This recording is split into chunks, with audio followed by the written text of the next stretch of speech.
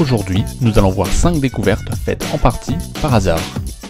En 1492, Christophe Colomb prenait la route pour les Indes orientales afin de ramener de la soie et des épices. Il pense alors que traverser l'Atlantique serait plus court que de contourner l'Afrique.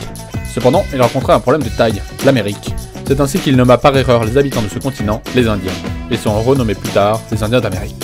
En 1770, Edward Nernst inventa lui aussi par hasard un objet de notre quotidien, la gomme. À l'époque, il utilisait comme tout le monde de la mie de pain pour effacer les taches d'encre. Mais un jour, il se trompa et prit un morceau de résine d'EVA.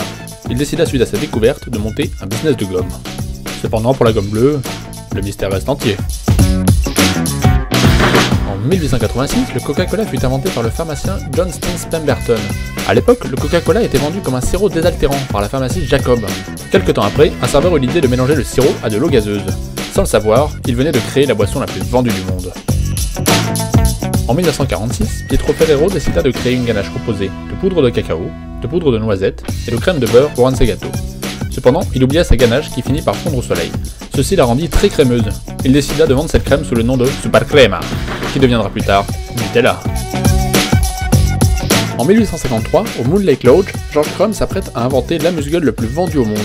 Alors qu'un client renvoie 2 fois son assiette de frites en cuisine, car d'après lui, elles sont trop épaisses, George décide de lui émincer en tranches les plus fines possibles. Sans le savoir, il venait d'inventer la chips. Malheureusement, étant afro-américain et amérindien, il ne put jamais déposer de brevet. Mais George, merci pour les chips.